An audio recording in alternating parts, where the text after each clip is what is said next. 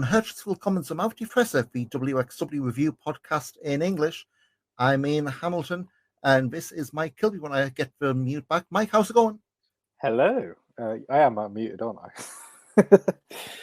Can you hear me? Yeah, I can hear you. You're wonderful. Do apologise. Yes, hello there. I'm good. How are you? Busy. Summer's really hitting us thick and fast. I think since we last recorded, I think the last time we recorded was the day before Sunderland at Wembley, which I remember the day after I want to forget. But yeah, absolutely fantastic. Actually seeing my team get promoted at Wembley.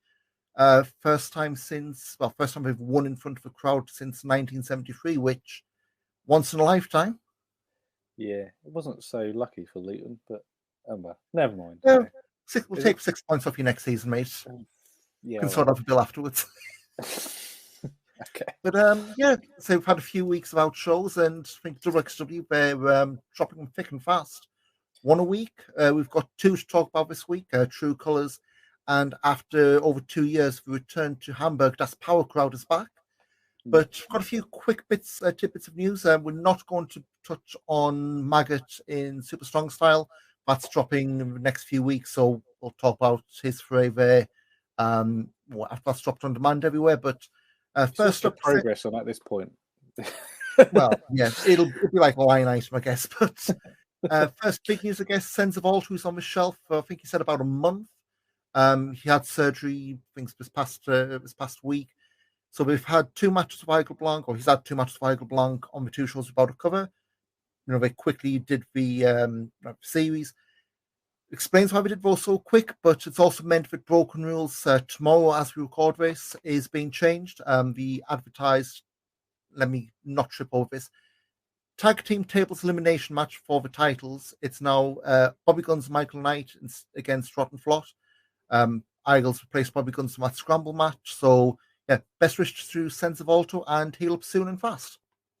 Yeah, for sure. It's kind of when it rains it pours, I think, from at the moment, because he quite recently had was it a burglary or a break-in his car or hotel or something, and he lost a lot of gear, didn't he? Yeah. So yeah, do really feel sorry for him. He's had a rough couple of months or so. Hell of a, I always felt he's one of the underappreciated sort of workers in Europe as on a whole, really. I feel like all the best wishes to him, and say fingers crossed we get something a little bit, get him back to his best in a couple of months or so. Staying with the French theme, Fight for Paris is back on the books. This was originally announced for this past January to be a co-promoted show with APC.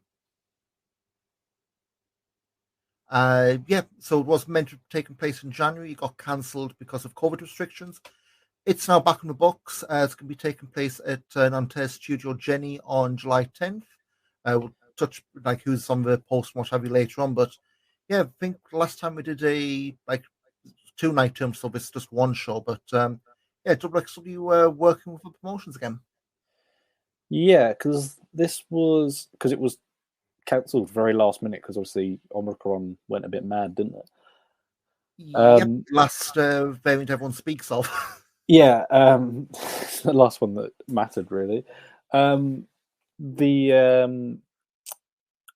the last, I think it was literally like on the Thursday it got cancelled, wasn't it? It wasn't that far out, was it? Yeah, it was literally they would be packing up the gear and about to set off, and then nope, it's I remember, I think the local government didn't remove restrictions as expected. And Nanterre is it's basically Paris, because it's near La Défense, so it's quite central Paris, really, and very heavily built up around there, so you can sort of get it. That's the Wall of Mirrors, isn't it? Remember from the first show? Yes, quite possibly. Yes, it is. Sorry, it is. It's the one that they tend to use for all their shows, really. APC, but because it's surprisingly central, that venue, and especially in a city like Paris when you think about it. But yeah, it's good that they are sort of getting back into some form of relationship. I think the APC guys did very well, I think, when they came over for the showcase show at Carrot. Yeah. Obviously, Tristan Archer has been. He'll be in his 5th or 6th reign by the time that comes along. Obviously, Igla Bonk and Sensavolta have done very well, and likewise with not Tiago Montero, Rick Salem, Tiago Montero, and Rick Salem's obviously done very well, sort of on the lower mid card. So there's a lot sort of going in the right direction. From APC to WXW, they're a promotion I think seems to do the right thing, in inverted commas. But yeah, I feel there's a lot to be gained. There's a lot of impressive lads on that sort of in that promotion, and I think being able to work with the likes of Dreisker was on it. I can't remember who else was on the poster. Well, we'll go for some. If you go for it, run up, but yeah, there's a few names, and one thing I noticed on the post, which may be a bit telling, but we'll say we'll get to that. Staying international, well, last 2 bits of international. We talked about the rotation. He had a weekend in the States. Barnstormer weekend. Yeah, so not only did he, well, I think it was all tied in with Speedball Mike Bailey and Vader Scott's wedding, which congratulations to the happy couple there. In ring, rotation had 3 matches. 6-man tag for Future Stars Wrestling in Vegas, a 4-way for Black Label Pro, and of course a scrambling Game Changer Wrestling. What else do they do? Please don't come after me, bots. I know. But 3 shows in America, some fresh eyeballs, and a couple of new fans from what I've seen online. Yeah, it was a lot of very positive reactions for rotation, which I'm absolutely delighted for. As I say, he's one of the good guys, I feel like, and being someone who's sort of contracted to the academy, he's one of the few sort of professionals sort of in Europe, and it's brilliant to see somebody of his sort of stature get that big chance in the States. He's everyone who works with him has good things to say about him, which it's good, and he's just got a style which lends itself a lot to sort of the current American indie style, I feel like, because there's a lot of lucha influence in there nowadays, which wasn't there probably 3 or 4 years ago. Yeah.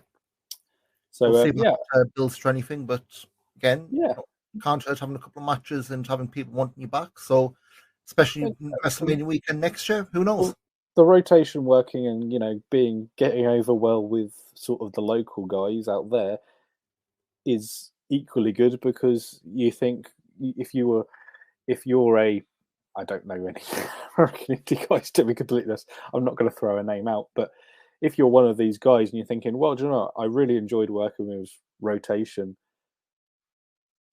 that's the sort of thing. What, do you know what? Should we go and have a month in Germany? That's you kind of think it's going to work quite well for not only the rotation, but also potentially Americans coming over to Europe as well. So we kind of want to get back to that position, I think, really. Yeah, I mean, we talked last time, New Japan's Best of Super Juniors wrapped up. Wheeler Yuta had a spell in WXW. No, wasn't exactly heralded. It wasn't piggybacking on like a tag league or carrot weekend, but he had a month there. He did a lot of stuff, training, what have you. So yeah, it can only be positive both ways. Yeah, the period when we had Wheeler Yuta over, we had Fred Yehai, we had sort of those sort of guys over. That was Chris Wolf and all that sort of thing. That was a great period in sort of the Shotgun, the era, and I think that's sort of, it'd be great to sort of get back to that sort of level, especially if they've got this We Love Wrestling show coming up, where you get the students and occasional people who fly in. That's going to be a great sort of thing to get involved with, I think. Yeah, and can be pretty much as well as the tours. Yeah. Speaking of international, to wrap this bit up, I would say a much bigger name, but one a lot has been fondly waiting for. Timothy Thatcher's popped up again in Pro Wrestling Noah, of all places. So I can't say I keep up with Noah's storylines, but there was a 10-man tag with a mystery partner. He was revealed as X with the old Ring Camp music, tagging alongside Hideki Suzuki, who they teamed, well, I wouldn't say teamed, but they've both been the NXT Performance Center, that run, which I'm sure you all want to forget. Tagging with Takashi Sugiura, Rene Dupree, and El Hidro del Dr. Wagner Jr. I mean, Tim Thatcher and Rene Dupree, La Resistance 2022. It's what we all expected, Mike, wasn't it? Yeah, big Portuguese and French connection there. Yeah, it's I'd say, well, for a start, it's an absolute joy to sort of have him back in a promotion and out in Japan. It's not a it's I think there's more to be excited. Even though it is Pro Wrestling Noah in 2022, I'm not going to profess to be an expert in it, but everybody I seem to know who says anything about Noah, it usually isn't positive. But not yeah, these last few weeks, no. No, definitely not. Yeah, it's good to see him. I said I know there was talk amongst people who I speak to in that promotion. There was talks that obviously Tim was planning on being over in sort of talks around sort of the start of 2020 before the WWE signing came around, that he was going to be working for a Japanese promotion sort of in the spring summer of 2020. Obviously WWE happened and COVID happened, so that never came to anything, but it seems that at least there's been a slight net positive from the WWE retirement / run, where obviously he's spoken to Suzuki, and it's put something together, I suppose, and a great fit really. And I think he's going to. I'd like to think he's going to be very, very well received by Japanese crowds. I just hope it's not permanent. I hope it's just he's going to spend 3 months there, and then he can come over to Europe and spend 3 months there. The same kind of like Chris Ridgway's just wrapped up a short run. That being said, if we got Hideki Suzuki and Tim Thatcher for Tag Fest, brilliant. Like all over that. I'd happily have Rene Dupree and Tim Thatcher over to become. So that's just looked up because there's a big festival this weekend in Japan, the Cyber Fight Festival, and Tim was actually booked on that. Yeah. 14 match cards, so if you're going to be watching it, okay, drinks and snacks ready, I guess. He's in a part of a 12-man tag. Takashi Sugiura, Kazuyuki Fujita, Masakitami, Daiki Inaba, and Shuhei Taniguchi on one side. On the other side, Tim Thatcher, Simon Gotch, El Hijo del Dr. Wagner Jr., Rene Dupree, and Michael Elgin, which... Yeah, that's it's a team. Yeah, that's a bit of a disappointing, but I'd like to think. Well, for a start, we wouldn't have to worry about Elgin coming to WXW because that's not going to happen. So, you'd like to think that there's obviously different standards for a lot of those things out there. So, I think the main takeaway, Tim has probably got a home in Japan right now, but even though it's moving to Gelsenkirchen, Timo, his home view still waiting in Europe. Oh, 100%. I think I don't see any reason why that won't be a thing going forward. He's got a Portuguese passport.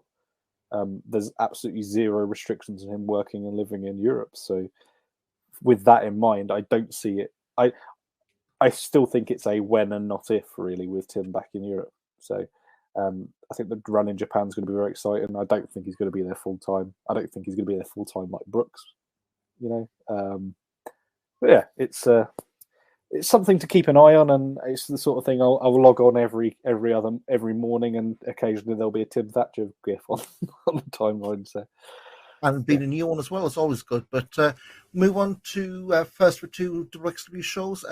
They returned to Dresden v Stromberg back in May. True Colors 2022.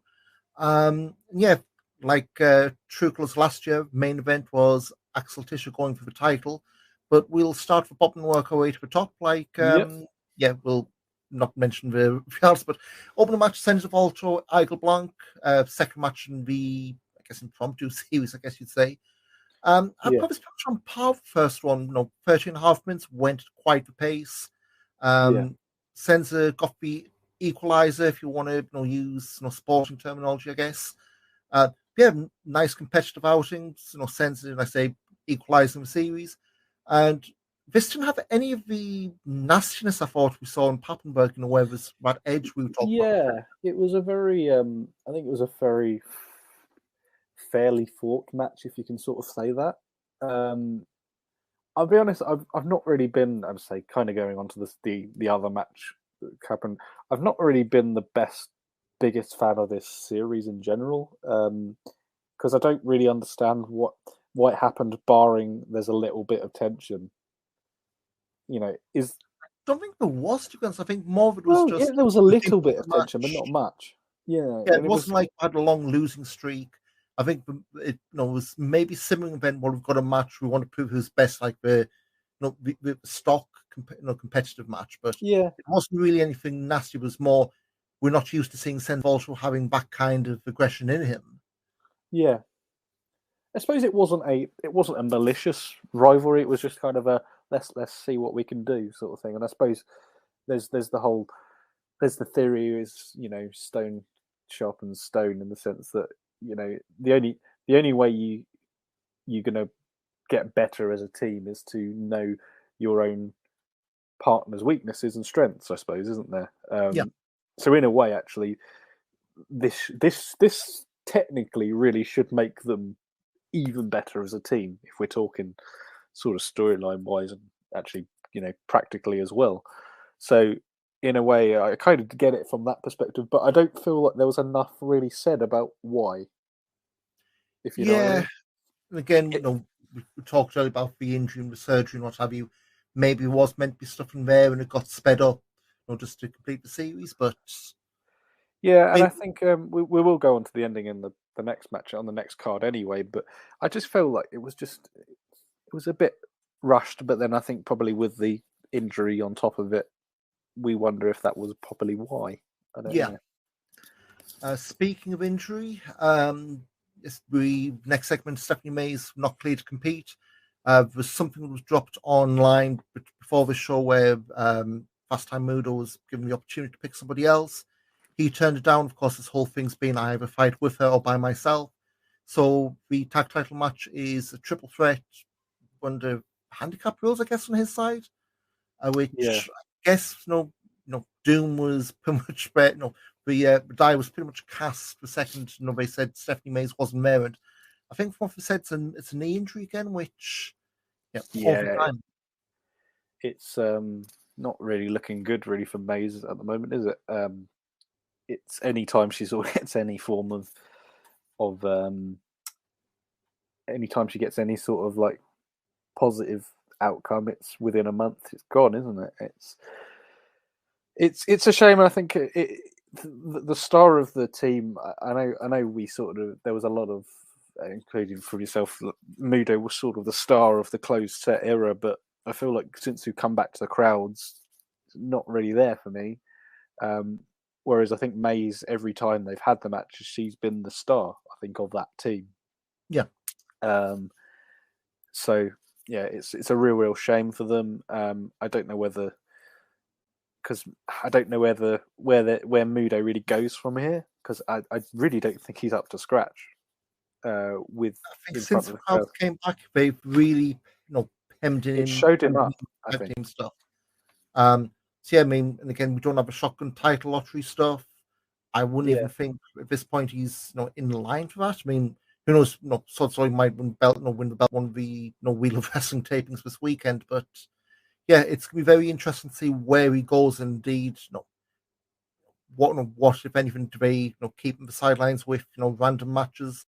We'll move on. Obviously, we have a match late, but two matches quick back to back. Bobby Guns over Lavaniel. I think we said last time out, Lavaniel's kind of been put back in his place since that Coward main event. I thought this one, wouldn't really say it was a squash, but it was pretty much one-way traffic throughout. This was Bobby Guns in Control Show. Lavaniel back in his lane, almost pretty much, isn't it? Back at his level. One thing I would say, I bloody loved that lariat to win. That was brilliant. The lariat to win that match was great. It was RB tapes. Yeah, like if this had been Obviously, I think there's a lot to be said about obviously Lavagno dropping down the story and being the story that he's dropping like a stone. There's a lot to be said about it, but there was just nothing really from Lavagno, was there, in this match? And if this had been Bobby Guns versus, I don't know, trying to think of a name. I know he's not working there at the moment, but if this had been Bobby Guns versus, Golden Boy Santos, and he'd beat him like that, we'd kind of been like, okay, I can kind of get it because he's a trainee. Well, not a trainee, but he's sort of an academy guy rather than on the low fringes. Yeah, yeah, he's sort of on the bottom pecking order. But Lavagna was really, really there was barely any offense, really, was there? Yeah, I think he tried this big finish, then Nevada just got, like I said, just literally pulled out of straight away and then quickly to finish. But again, this playing the storyline, we can touch on that from the Hamburg stuff. Eva Kolaski lost to Baby Allison to rematch for the women's title, and wasn't as good as the one from Carrot. No, I thought this one was. It wasn't bad, but to me, it just felt like it was there. Yeah, I feel like it wasn't as good as the one at Carrot. The one at Carrot I thought was really good. It was really good for what it was, but I think that we are kind of going into the sort of the trope that Allison has got. I think Allison has said she's one of the most improved workers I've seen in a long time in WXW. But I don't know if Kolaski's kind of there. She needs, I think, somebody she can get a bit of teeth in. I think with Ava Everett, Ava Everett was a very, very good was a very, very good character. Very unlikable. Very unlikable, but also like she had good character work. She could work pretty decently. Eva Kolaski, she can work quite well, but the character is kind of, she just decided one day at Carrot to be grumpy. And that's kind of it, really. I'm not really loving it. Development, and again, I don't know whether this is the long-term direction or what, but there's definitely stuff there. It's not like it's a lost cause or far from it, but definitely needs to be some bits, tooled up to if we are going to keep going down this way. Yeah, for sure. And it's unfair to compare it to the era when we had Melanie and we had Kelly and we had Tony Storm, because that's obviously that's very unlikely to be in a position like that again. But you kind of look at the some of the girls in the UK and you think they would really do a good job sort of with Allison, I feel. And Eva Kolaski, there's nothing wrong with her as a worker. I just feel like they need to have a bit more than just three girls. Yeah, and again, it feels like WXW's women's division's always perpetually being rebuilt. But yeah, if they're sticking with 3 in women's division, and can move on to Ocean next. But if they're sticking with 2 or 3 in that division, then they need to put some meat on the proverbial bones. Yeah, well, sure. Just I lost my title. I'm grumpy now. What, you boo me? That kind of stuff. Yeah, for sure. Speaking of Orshi, so there's a backstage thing. Well, early stage Robert Dreisker, talking about what happened 16 karat gold, and find out he's he was surprised it took me so long to snap, but seeing the roster cheer Jonathan Gresham over him, who was what pressed the button for him. Then all of a sudden, boom mic drops on him, and turns out Orshi's been doing double duty, acting as sound crew and, of course, wrestler. Dreisker took the pot shot saying, "Oh, you're only here to wrestle on the small show in Leipzig," which, and we mentioned before, a lot of the shows now aren't going to be making tape, which is good. Dreisker himself said they don't want everything making tape to be hyper-analyzed by folks like us, probably, but ended up with a challenge. Orshi, now we'll say, didn't back down. Called out a match, called a spot, and something like that. And she's had what 3 matches? This only a 3rd, 4th match in WXW. Yeah, I mean, it's only the 3rd or 4th, and I will actually say that there's the whole thing about bad people the baddies being justified, and you can kind of agree. As somebody who used to do a lot of film production, I'd want a batter people who drop boom mics into shot as well. So I completely get that. No, but we're going to go into the match. Do you want to hop onto the match now? Or well, we've got the tag title thing first. We may as well hop on that. So, I was hungry, Rotten Flot against Fast Time Mudo. It's under tornado tag rules, which meant, sorry, Mudo, you were getting beaten like a goddamn drum, at least going in. But yeah, I mean, we kept it short. It was like just over 10 minutes. Yeah. No tags, so you didn't have the whole thing of, Mudo and one other being, constantly being interrupted. You had the interruptions, but it wasn't the whole, the usual three-way format. Yeah. I kind of enjoyed it, but again, the fact you had Mudo by himself, it really did telegraph it. This wasn't going to go that way. I was surprised Rotten Flot won. I personally, I thought I'm not surprised. Sorry. I guess with stuff that happened on the show, before this, I thought, well, if it was going to be tag title change, I thought it was going to be back to the Owls. I personally had Rotten Flot down as like the JFK, or we wanted rice pudding kind of tag festival winners, that kind of thing. If we were going to do it. Yeah, but Joe, I think there's more legs in Rotten Flot, I think, than Arrows Are Hungry. I mean, the thing I say, I love Arrows Are Hungry as a team. I think they're brilliant, and unfortunately, I've missed all of their sort of UK run with RevPro. But they nearly should as well this past Sunday. Yeah, whichever airline they were on. Yeah, Wiz, I think. The thing with obviously Rotten Flot is that I think Rotten Flot there's a lot that they're positioning Rotten Flot as the lackeys of Tristan, aren't they? Really, I think that's where they're positioning in the same way that they had. It is, like more of a casual friendship kind of thing. In the same way that you had Andy with JFK, sort of Andy with the belt, but JFK would occasionally sort of hang out with them, or TKO would occasionally sort of hang out with him. So I feel that sort of thing, and I think there's no better way to justify that than having them justify them being, although they are sort of the comedy foils. I think for if there was a Tisha sort of spat with them, they are definitely going to be the comedy foils and anything like that. But they do also have legitimacy because they're winning these matches. They're smart, incredibly smart tag team. Yeah, and their work is very good.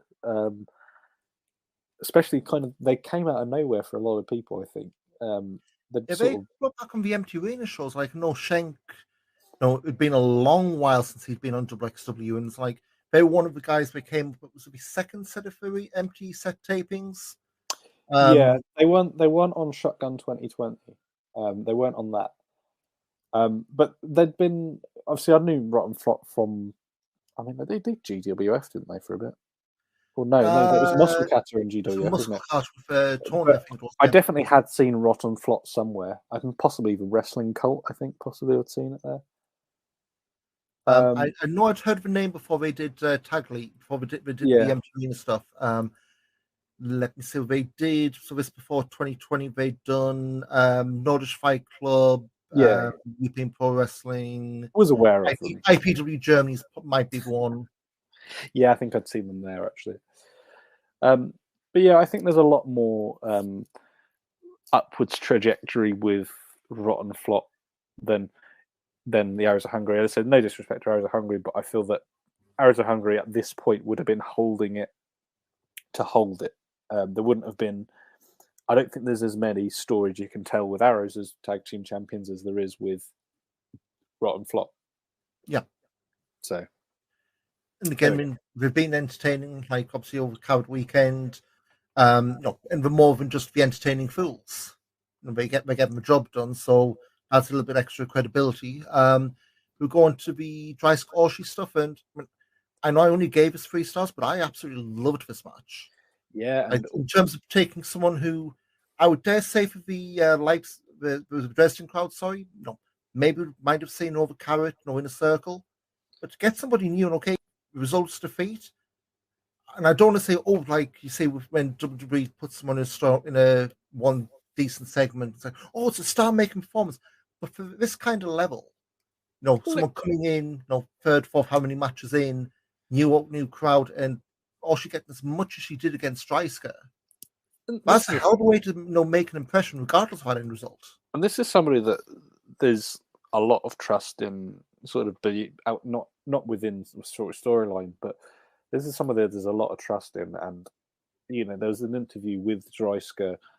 I can't remember. I do apologize. I can't remember the actual podcast it was on. It was But Grapple Theory. Grapple Theory. There we go. There was the interview with Grapple Theory at Dreisker. He basically said that Orshi is female Oscar, and I think knowing how highly regarded Oscar is as a worker, that's a hell of a compliment. So with that in mind, you're kind of thinking, and Dreisker. I mean, I don't think Dreisker's a difficult person to work with. He's happy to work with everybody, but I feel that he wouldn't work with somebody if they weren't ready. No, and especially not like they did this in traveling, and then to run it back 2-3 weeks later. That in itself is encouraging. Yeah, for sure. And as I say, as a promotion, they're not a promotion who puts people on who aren't ready.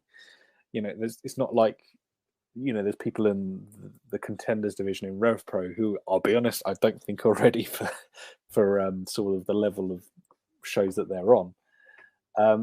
But yeah, this match was really, really good fun. And I think there's a lot of interesting implications from the end of the match. Obviously, the arrows sort of came out at the end to defend the honor of Orshi. And that spins into a whole bit, which I don't think really carried into Hamburg, but we'll touch upon it. But it's not carried into Hamburg, but it's not carried into Hamburg. Sorry, go for it. So, yeah, the stuff they dropped after the show, that whole backstage thing with Lawrence Roman, and so basically I was hungry on the pre-show tomorrow. Dreisker's rubbing it in. You were top at Carrot. You topped at Carrot since you lost the belt. You've done nothing, and now you're on the pre-show. I'm going to go. I'm going to go back to my main event locker room. You pre-show guys can do what you want to do. So all the cheeky little digs. Where it's like say, all the good bad guys. You can go. He does actually have a point. Yeah, and that's always the best way of doing it, for sure. Not that you should be cheering for them. That's definitely not it. But that it's. I think you could do a Dreisker versus Dover, match on one of these We Love Wrestling. That'd be a great match. Mm-hmm.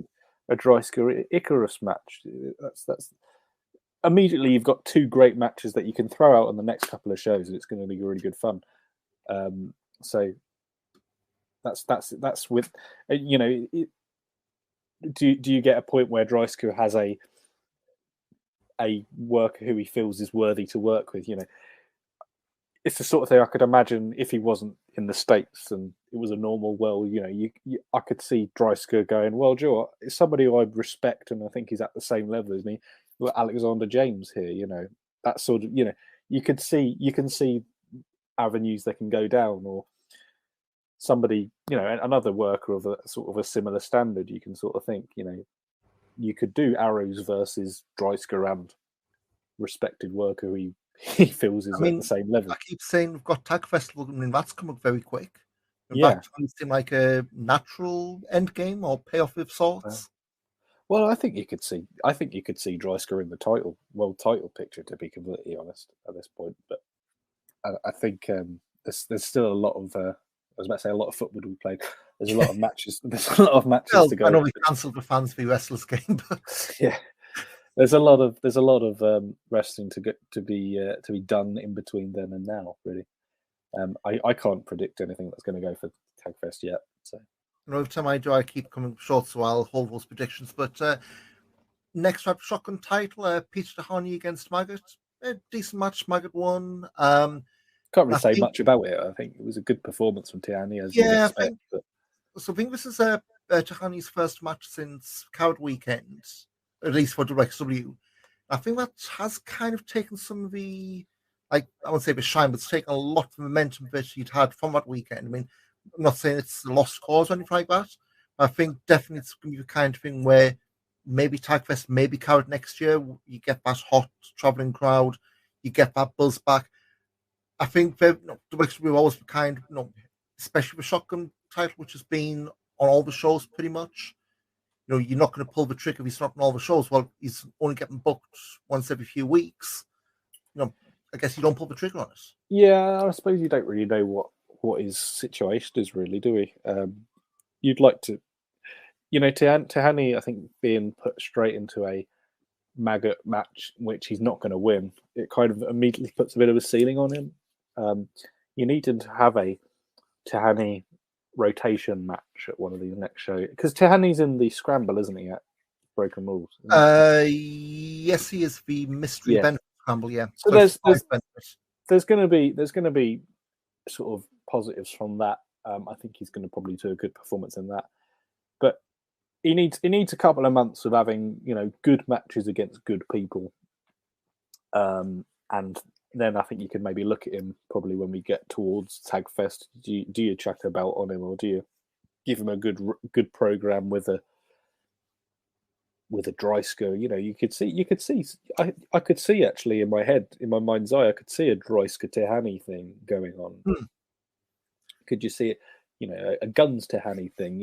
I could see there's lots of really good people who I think he could probably work with very, very well. But I think he needs more and more matches with. He needs more and more matches with established guys to sort of get to that point, I think. And speaking of main event, Tristan Archer retained the Unified World Wrestling title of Axel Tischer. This went 23 minutes. I would have gone into a lot more detail on this, but we ended up running the match back a couple of weeks late. So, any takes on the Dresden main event, or should we just hop over to Hamburg?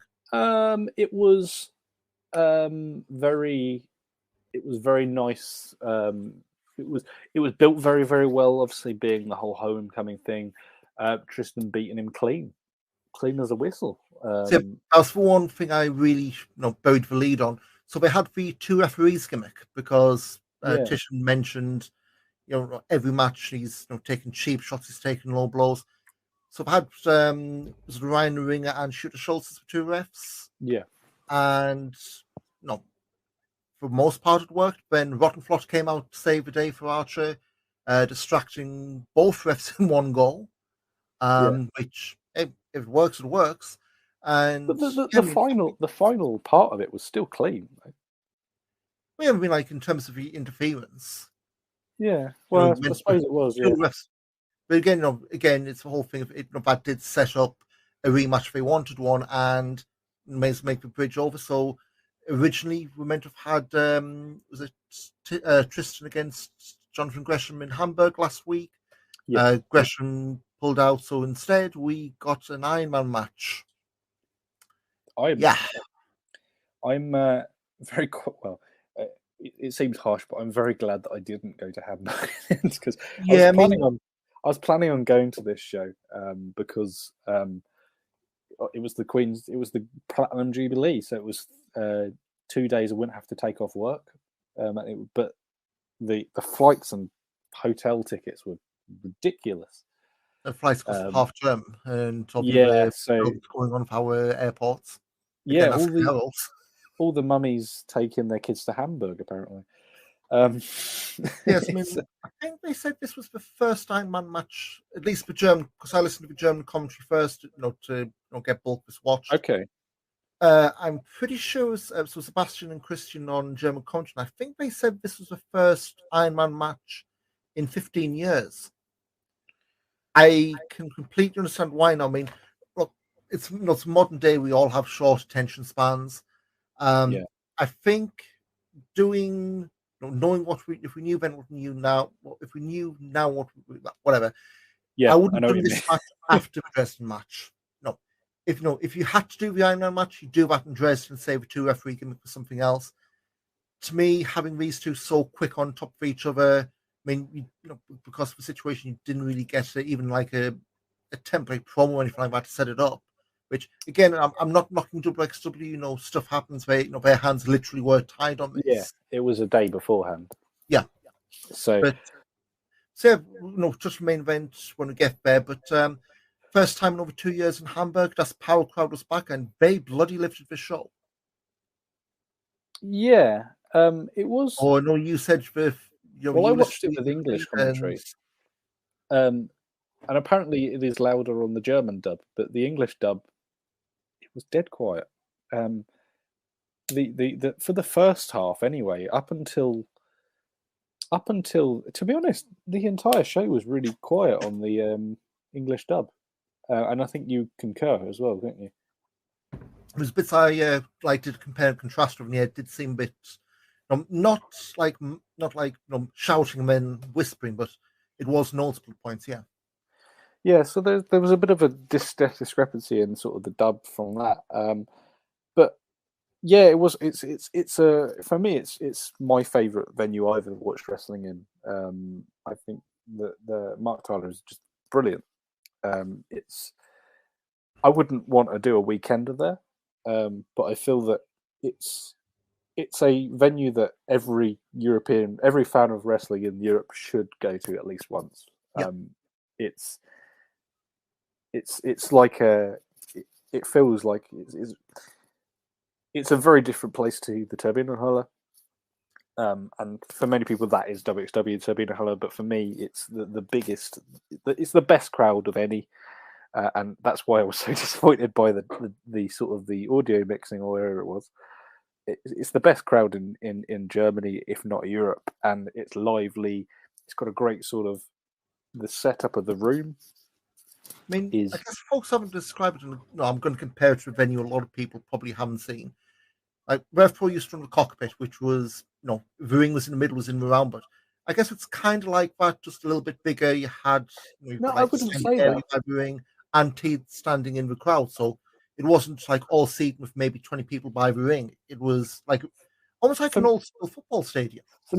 I was literally about to say, for me, it's like watching a non-league football team, in the sense you might have two stands on either side, but you've also got a terrace.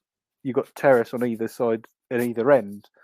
So you have a terrace atmosphere, but you've also got obviously the raised seats. Yeah. So there's not a bad. It is like watching at Braintree Town or something like that. It's that sort of watch the Groundhoppers guide for more on that. But it's increasingly niche now references here. It's like watching it at something like a Borehamwood or something like that. It's the sort of the seated stands on one side plus the terrace, and it's a rising terrace on one side and the other one's a flat one near the goal entrance way. That's what I meant. The entranceway, and yeah. So for me, it is the best venue in Germany. The show itself, yeah. I mean, I don't want to say I didn't think many great shakes for sure. I mean, it was fine. The crowd definitely, kicked up the arse. And again, that's me watching on German. So opening match, Jörn Simmons Levaniel against Rotten Floss, non-title, and bringing up the Jörn and Levaniel stuff. Levaniel's been apologetic throughout for what happened. Yeah. Don't apologise, just be better. Yeah, I don't need to be sorry. I just need to be better. Which, that's very pointed, Jörn. Yeah, and I think that it's a very relatable thing, and no matter how much you like somebody, if your mate consistently cocked things up, you get fed up with it, and I don't think that's. I really hope that doesn't get a point where, I think Jörn works. Jörn's has always been a tweener for me anyway, regardless of whether he's been bad, he's been justifiably bad, I think. But when he's been good, I've always felt he's had the rough edge on him as well. Yeah. Play both roles, yeah. But this he's one, authentic whichever way he is. Yeah. So go on. This one, unfortunately, Levaniel wasn't better in this match. Absolutely dominated the new tag champs. Then Levaniel wants to tag him to prove he's better. It goes for his big finish, and then he's thrown into Jörn. Jörn's knocked outside. I think we call it the Snapchat DDT, the old Eminem tag finisher. And back to Levaniel. That's what I think Sebastian called it, the Snapchat. The Snapchat, okay. I didn't know. I think I got inspiration from that Instagram fella. Wonder what the hell he's doing when he's not being thrown into me. Yeah, you've got quite acquainted with him now, aren't you? 2 weeks in a row, Jesus. At least he said Forbidden Door, I'm not going to be in Chicago, so plenty of miles distance. But from there, backstage, Dan Malman with rotation. We just talked about his tour of the US. Talk about that. He injured his foot there, but he's still wrestling. Rotation support a friend with him, and I'm just going to say this now. Apologies, because I know I'm going to butcher this guy's name. Ilya Bloom. Yep, it's written Elijah, but Ilya. Blum. I think Ilya Bloom is. It's Ilya like Ilya Dragunov, but it's spelled Elijah. But yeah, he's been called the prospect of the year. He's been brought to Marktal to sample the atmosphere, and this is what you can get if you do good, son. Which, not a bad way to introduce somebody new. He's base rotation second, and go backstage to Sebastian Suave, who's just warming up and distracting everyone while doing so. Guess the main bit here was Norman Harris. He wants to end Bobby Gunn's streak, and apparently had a game made but didn't turn up in time, which was a big thing. Yeah, just going back to the joystick rotation one, because we did skip the match, but they did for 2 seconds back to back then the match. Oh yes, sorry. Okay, there we go. So going on to the joystick rotation match, which it was a short one, and not a work rate match for sure, but I thought this was brilliant. Yeah. And you've gone 3 here, and it's the same 3 with the Orshire stuff. And I know everyone's having debates about star ratings. For me, I find it really hard to go high if a match is short. It's yep, that's fair. It's I know some people when it's a G1 match with Shabbat was it's 10 minutes of 5 stars. Great, and I probably have gone, but when you've got a match where it's one-sided, understandably so, it's telling a story and the story's being told really well. Fantastic match. If you're going to rate it, not with Dave Meltzer glasses on, it's not going to go high. But in terms of what it was, what it actually achieved, you had Ilya Bloom, taking a few bumps of rotation because obvious reasons. The whole way rotation was selling the foot from the start because he had no bloody choice. Which again, it's not doing the whole 40-year-old thing, but it's he brought it up. It played in the storyline. It played beautifully into the match. But yeah, Robert Dreisker back-to-back shows where good match worked in real world situations, whether it's a female wrestler in one case or an injury in this one. Absolutely, he's knocking one out of the park. And ignore the number of asterisks next to the match reviews. It's another example of. I genuinely think at this point, and every time he does one, it gets better and better. I genuinely think Dreisker is one of the best. Is this the right word to use? Special set, set plays. Just general brawls. I think. Just not in ring brawls, but sort of. I'm going to say special set because I'm going to include obviously all the backstage sort of brawly sort of things. So this match. The one from Veya, the carrot match against Simmons in backstage, which admittedly is not the best, but it's a very good example of it. One of Norman, the Norman Academy brawl. I think he's very very quietly built up a very very good, and like every single Kavik Schlack match as well, which I'm going to sort of include in it as well. He's built up a very very good catalogue of special set matches. I'm going to call them that. Where I can't think of anyone who does them better in Europe, really. And whether it's just because he does more than anybody else, I don't know. But this was, and like there was the Walter Avalanche match at Carrot 2 or 3 years back. This was the same sort of thing. There was a lot of it during the Gresham match. He does. You have your style. You lean into it. You don't try. It's like everyone else. You do your style. Not wrestle your match, but you do your style, you excel at it. If you try and be everything to everyone, you can't please everyone all the time, I guess is what I'm trying to say. And Avalanche knows that. It's like Robert Dreisker is going to kill me if I dead name, but Dreisker, he knows his style. That's his thing now. And it's a strength he's got, and it's very, very it's a very underappreciated thing I think about him and his work. And I say, I think if you're only watching Carrot if you're only watching Carrot once a year, that's your only exposure to WXW, and fair enough, you're probably not going to see it, but I think it's an aspect I don't think is talked about enough, really. So after that, we had Tommy Geeson announcing the card change for those who hadn't been aware. A brief segment of Tristan Archer and Axel Tischer, basically just setting the Iron Man match. And then we had Sebastian Suave's bass heavy music, which, my ears were still ringing for a bit. Norman Harras, I would say, was like doing wrestling, like doing pee in his underwear, but wrestling is pee in your underwear. He ended up wrestling in a suit, a vest, and I'd almost say it was like, I don't know if it's for your time, like Bull Buchanan. Yeah, it was a little bit like that, wasn't it? Yeah, so Norman and Sebastian Suave against the Only Friends. I think a lot of this was Norman wrestling in his business casual gear, I think he called it, and not being ready. Yeah, trying to end Bobby's. It sounds like multiple year. I had this written down, but I've deleted. But that winning run in Hamburg is still ongoing.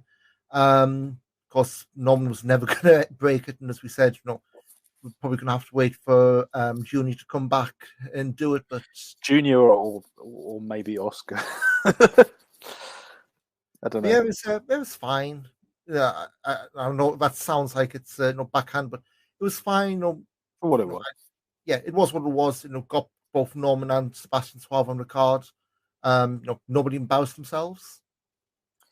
No, and let's say I'm happy to see Suave. So I think all of the Smash lads are brilliant. To be honest, I after a couple of weeks back, or a couple of weeks ago, I was thinking, I wonder, is there any recent Smash shows on WXW now? And then I was like, no, there's not. And then I went on Cage Match, and they hadn't had a show since 2020. So they have got one coming up soon. So they're actually returning. They're returning in this month, I believe. So it's kind of like their warm-ups kind of thing. Yeah, so it's kind of. I'm actually quite excited to see sort of, because everybody who Smash have brought over, I've loved. I think they're brilliant, and it's kind of a shame that they've had that. My exposure to them was at Carrot 2020, and they've not had a show since before Carrot 2020. Sod's law. So it's a bit of sod's law. So I'm actually quite excited for that. But it's good to see Suave. They take like one big lot and then split it up into weekly hours, isn't it? Sorry? Everyone's they tape like one big day of wrestling, then it's split up, so it's not necessarily whatever match won't necessarily be in order the shotgun format. Together, I think, but this is actually a show they're bringing back, like an event sort of feature. Not a TV taping. Yeah, so that is sort of something that's coming in the next couple of weeks, or maybe in a month or so. Definitely keep an eye on that then, because like I say, Smash lads have, pardon the pun, Smash haven't been over in Germany, but so afterwards, have the usual Dan interview. Norman fires him for being unprofessional. So suspended without pay. There's a bit of distinction there, but so I guess we're getting a new interview for coming shows. Then we had the finale between Igel Blanc and Senza Volto. This one was 15 minutes, and apart from one bit at the end where it felt like time stood still, I loved this. Yeah, it was a lot better than the one from True Colors. Again, the same criticisms from the previous one. I kind of not going to repeat them, but I thought this one was a lot better than the one from True Colors. There was obviously the little wobble they did have, but yeah, I quite liked this one. And as I think, looking at the rating, you did rate it slightly higher as well. So I think it's one of those did play a little bit off the past matches, but the post match was the whole sense of all those the more senior of the two they've been presenting as. Idol's now being shown as his equal, so it's not before. It's not student and teacher. It's Nemo Sense I hadn't been in WXW before the close set days, so now they're both on the same level. So now you can pivot away during Sense's time off, and if you want, put Idol Blanc in a shotgun match. Somewhere it's not just it's he's the card and Sense and Idol Blanc. That kind of card fill up. So, and again, I don't know. We said not going to do predictions, but if they were going to have them run a tag festival, well, both of them being on the same level now means it's not He's Yeah, the it's guy credible. who hurt all over, plus his mate. Yeah, and I think, especially coming from Carrot, it was Aigle Blanc was the one that people were talking about more, I think, than Sense of Alto. Yeah. So with that in mind, you kind of it's been everything I said about Peter Tihanyi repeat for Aigle Blanc earlier. Needs to have a run against needs- decent wrestlers, he maybe a needs to work. storyline, maybe more of a firmer character. But no, again, no. I mean, if you look at the WXW roster page, it's not that deep, but there's a lot of talent on there, and it's not saying we like these guys from one match. No, they're great. There's genuine talent there, and when these all click together. I mean, you said before we talk about almost like WXW in 2014, 2015. The pieces are still being built. Yeah, for sure. And as long as they don't lose anybody, there's a lot. Well, you will lose people over time anyway, just as the way of the business, isn't it? But yeah, there's not Aigle Blanc against anybody on this roster page will probably be quite good. There's not any dead weight, I don't think, at the moment. So again, after match, they kind of built the tag title thing, which is now up in smoke because Sense had surgery. So they'll probably pivot back to that at some point. Then we had Psycho Mike against Vincent Heisenberg. Heisenberg's doing this was a hell of a shame because obviously Psycho Mike was very popular in Oberhausen at Carrot Weekend. Unfortunately, Hamburg isn't Oberhausen, as we've said before, and this was crickets. Don't think they really got it. There was people sat there with their arms crossed and on their phone and looking at the watches, which was a real shame. You could hear there was points where you could hear the air conditioning. Might have just been the editing, but it was a real shame. That definitely the weakest thing on the show by far. So afterwards, so win by count out. Afterwards, Heisenberg went after Psycho Mike again. Levaniel made the save. Jörn then made the save. And we now get last man standing tomorrow with Broken Rules. Jörn and Heisenberg, which... It's... I don't want to say this as, it's a test for Heisenberg, but I mean in terms of, it's a big match on a pretty big card for WXW. This is one way he's got to show he can step up. Yeah, I'd probably say this maybe Kavik Schlack's slightly bigger, but this is probably one of Heisenberg's biggest in terms of matches. Singles match, at least. Yeah, it's his biggest singles match. I still think the Kavik Schlack is probably bigger, but yeah, it's for sure it's the biggest singles match he's had.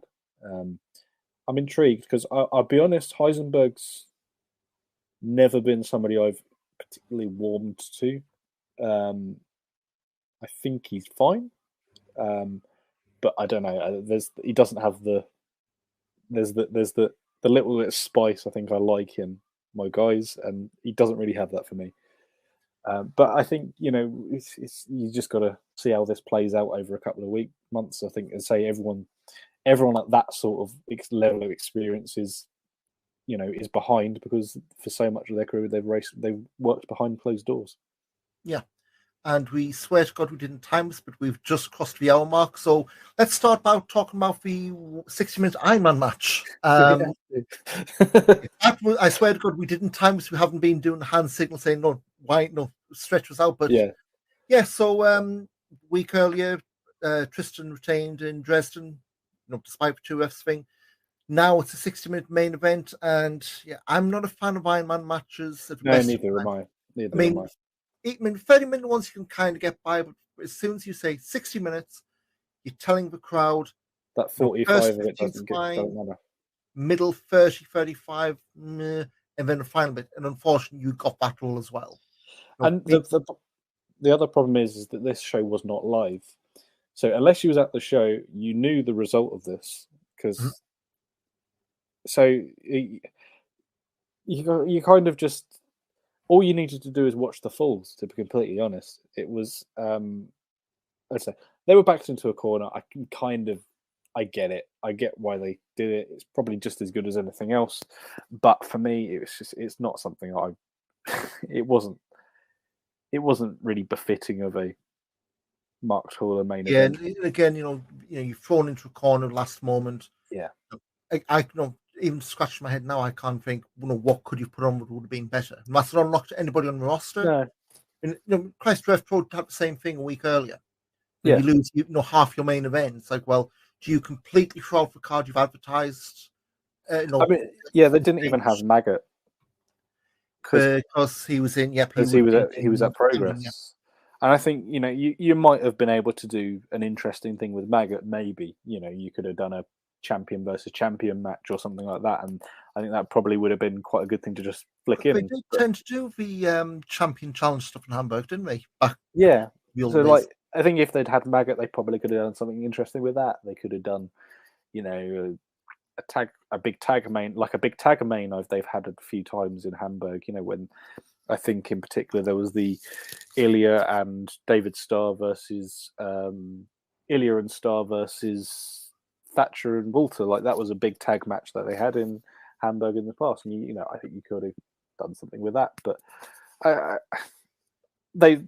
I don't know. They've obviously wanted to do.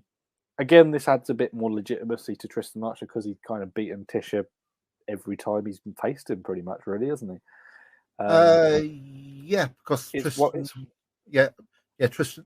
The only title he's one time he's lost, obviously, the first one against Jörn, which I think even we said at the time might have been to extend stuff.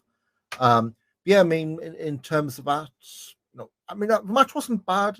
If it'd been half an hour instead of a full hour, I would have been much more upbeat on it. But it did feel by the end, but I would say we ran out of ideas because that's just if the situation ruined. I don't want to say it as harsh as that, but if it'd been a half an hour Iron Man match, it probably would have been a lot better and would have connected a lot more with the crowd. Because I think as well, I remember was it Stricker when he was live tweeting this?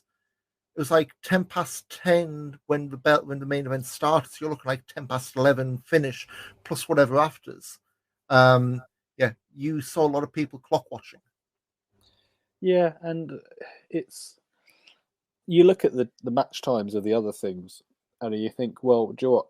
I could have quite happily had another 5 minutes of Dreisker rotation, or even Dreisker against Ilya Bloom. Yeah, you could. I would have quite happily had. Yeah, let's do that afterwards. The Levanuel Jörn versus Rotten Flop could have probably gone 10. Yeah, I was surprised it went that short. And it was like I could have quite happily. There was no women's match on this show. I would have quite happily have had a Allison versus Orshi match or something like that. I think you have to have something very, very good to watch 60 minutes, and especially when anybody watching on VOD knows the result at this point. So it's just it didn't really click for me. It was a bit, to be completely honest, it was a bit of a disappointing card. A bit of a disappointing show, and I think it's one of the worst. Not worst. It wasn't bad. I'm not going to say that, but it was definitely one of the weak. It's probably the weakest show from WXW I've seen since the return to crowds, for sure. Yeah, and all they said was that the Blitz tourney at Catch Grand Prix they really didn't like me. Personally, I didn't think it was that hard, but again, that was one of those cases where painted into a corner. You have to the entire thing out. Yeah. But again, you live and learn. It's not. Again, I'm not saying for every card like this, if you have an impulse, you keep somebody off, just in case, because that is absolutely not viable. But it was what it was. You do the best of what you have. Yeah. And I think, as I said, it was a weak show. It wasn't a bad show. It served its purpose in the sense it's progressed a few storylines for a week. But I'm not likely to ever watch this show again. Maybe rotation stuff with Dreisker, even then that would be like but I don't. A few weeks back I watched True Colors 2017, which where did you watch that? Like? That's on WXW now. So I watched True Colors 2017 the other week, and it was brilliant. No, 2018. Sorry, 2018. And it was great, and it was there was things in it that I remembered and things I've picked up again, and it was really, really good fun. I don't think I'd ever watch this one again. I don't feel like in 3 or 4 years' time I'm going to I'm going to watch We Love Wrestling 32. Yeah, I'll see the Iron Man poster and go, nah, I think I'm all right. Anyway, it just wasn't for me. It won't say it was bad. It just wasn't my thing. Yeah, I've just pulled that True Colors 2018 card, the Future Hector on there, which that's just going through old WXW cards and seeing who's had repactures and who's reinvent themselves. That's that caught me off guard. As did Dunkzilla Davis winning a shotgun title 4-way contendership match. Was the Daisy. That was a very good show. That one, very good show. Obviously, we've got a couple of big shows this weekend. So WXW is basically taping out for the rest of the month. Start Broken Rules 20 tomorrow. All of these are in the Turbine Hall, so Saturday, June 11th. Main event is a rematch of the 16-carat gold finals. Jonathan Gresham against Robert Dreisker. Yeah. Got the last man standing, Jörn Vincent Heisenberg match. Tables elimination, Schenkenberg Charisma defending the tag titles against Bobby Guns and Michael Knight.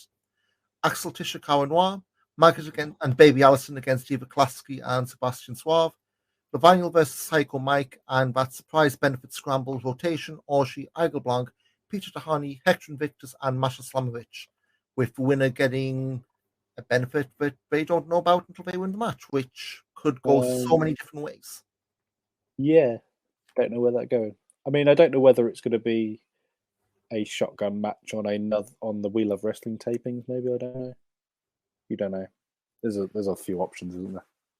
And of course, we have the warm-up match, Hours of Hungry against Ilya Bloom and Danny Frey. Touched earlier, Dreiser's mocking the Arrows for falling from being the tag champs to the spot they're in. And they've not been releasing the pre-show matches before, so I don't know whether this is going to be one they're going to put up to keep the storylines going. But You'd they hope still haven't so. released the Carrot alternate 5-way. Ben have actually used the damn thing this year. I don't remember the 5-way from Carrot. Oh, Hector, didn't he? Yeah. It's one that Hector was in it. I know that. Hector's in it, and he ended up getting in. Because I'm absolutely drawn blank. Yeah. It was an injury. He ended up being put in. It was Marius. What was it? Alani won, but couldn't continue with injury. So Hector ended up coming in. So they taped the match, obviously, but not been released yet. You wonder that. Why?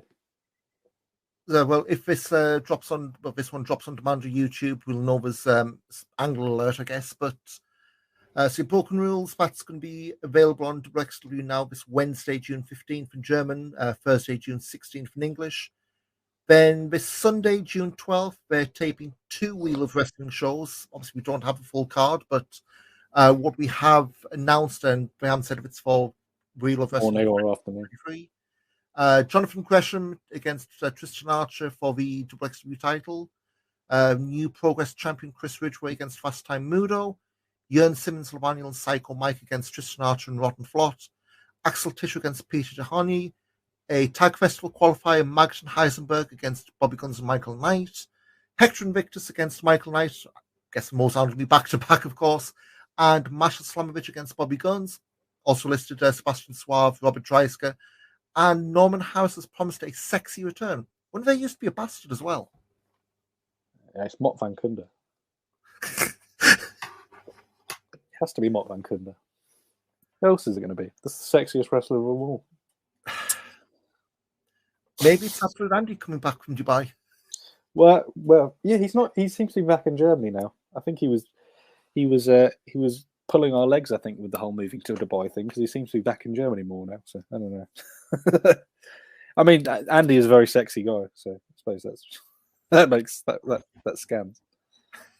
But see, if that's not the entire lineup, will be stuff from Broken Rules padding out, I'd guess. Yeah. So 2 shows, June 22nd, June 29th in German. Stick a day on for the English commentary with Dave Bradshaw. We'll be talking about those, I'd guess, next month, depending how quick they turn around. A few more shows in between weeks and months. The final WXW Wrestling Academy show in Essen. That's July 2nd, 4 o'clock bell time. We're doing a flea market with bits and pieces of my old academy before they moved Tim's house to Gelsenkirchen. And I know the last few academy shows they've not been taping for on demand, but I really want to see, even it's just not even a proper trainee, but the last thing on the show, if it's going to be taped, has to be Robert Dreisker chucking out a trainee. Yeah, or maybe even a trainee getting their upper hand. That would be equally as good. And build into the fight forever stuff. I've heard worse ideas. Yeah, I really hope that does make tape as a show, to be honest, because it's a very special venue.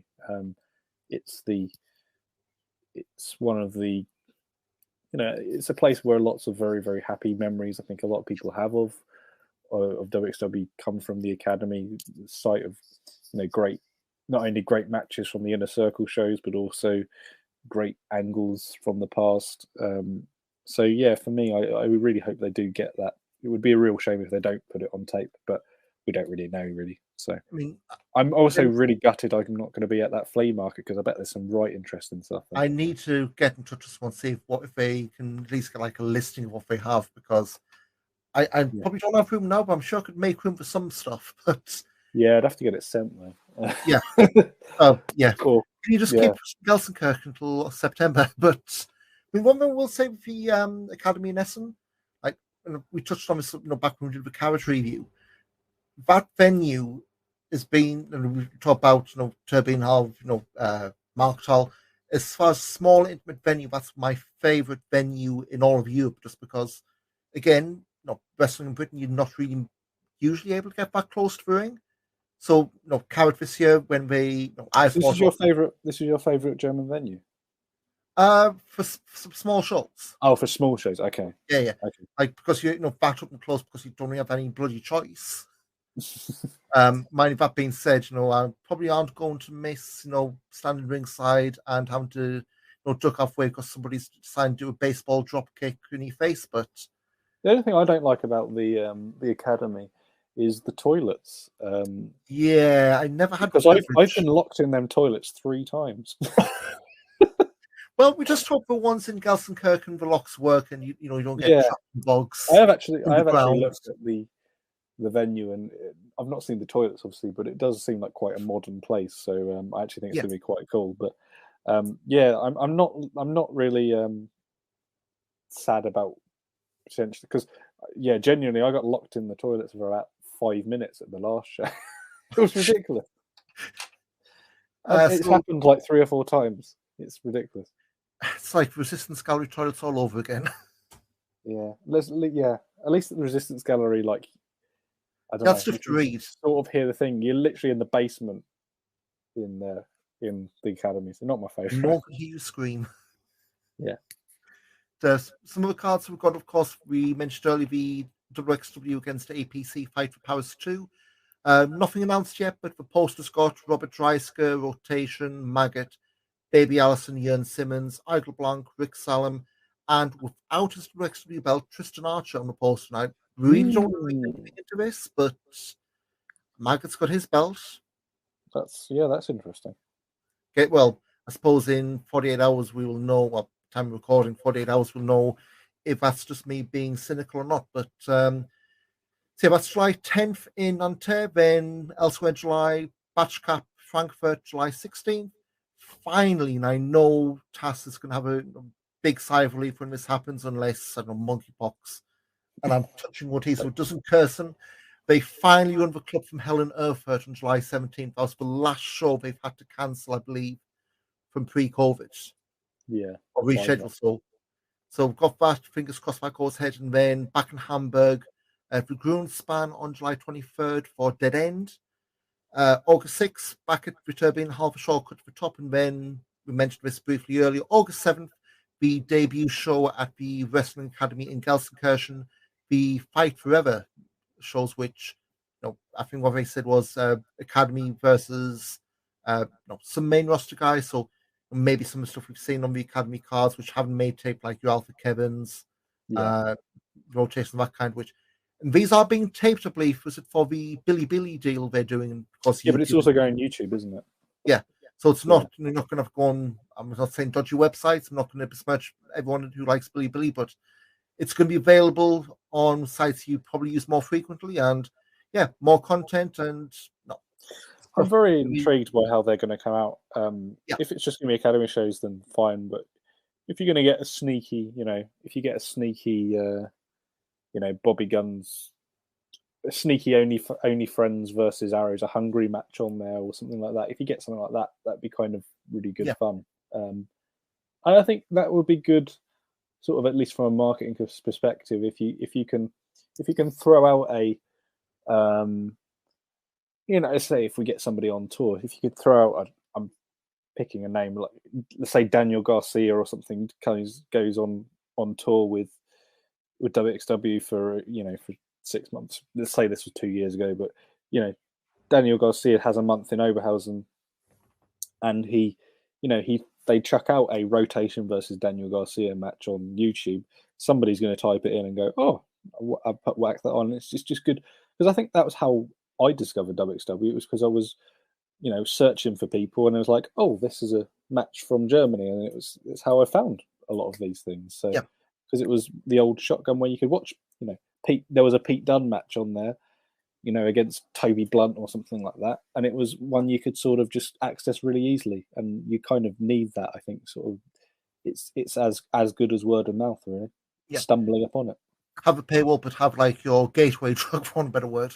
As long as you don't do like what another German promotion does and have pictures of the women wrestlers' bums in the thumbnails, going for the old algorithm. Yeah, I mean, as long as you don't do what another promotion does in Germany for that. But nonetheless, I think it's a good way of sort of drumming up a bit of passing trade, as I think is what we'd call it, wouldn't we? Yeah. So that's all the cards they have announced until events anyway, until World Tag Festival in September, October. And again, probably expecting a few more to be announced. Plenty of stuff going on the next few weeks. But Mike, guess that's it for another episode. We've gone longer than the Iron Man match, so at least we didn't give away the results before we started. Yeah, exactly. I mean, I think you would have had more fun listening to us than watching that match. Maybe not. I don't know. You didn't go as long as the podcast I did yesterday with Arn, so. That one, so you said Groundhoppers Guide. We've got the tinyurl.com/groundhoppersfootball unless you want to search on YouTube. Oh, you've given us a tiny URL, have you? It's in the podcast notes, but it's easy. Yeah. I guess some folks easy to click to copy and paste. But anything else to plug? No, not really. Just check us out. Check out the Groundhoppers Guide on YouTube. Type in Groundhoppers Guide on and Eddie.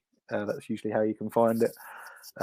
We did a end of season special, and we talked about basically we'd almost did like an awards show for the year we've just had. So episode 10, and if you want to slam likes and subscribes on there, that'd be lovely. But apart from that, not really much to promote. I guess the usual stuff. Obviously, backbodydrop.com for reviews. I was on the Must See Matches podcast last month with Mark Buckledy and Kieran Fort, talking about Walter and Tim Thatcher from Progress in 2018. Yes, I saw about that. So that's up free on their Twitter. I think theirs is at Must See Matches, nice and easy. Goes backbodydrop.com for reviews, and because you're on the website or Nova to get this podcast. And we'll be back in a few weeks for Broken Rules and whatever else from Wheel of Wrestling drops. So thanks again, Mike. Thank you very much for having me. And we'll see you in a few weeks' time. Cheers.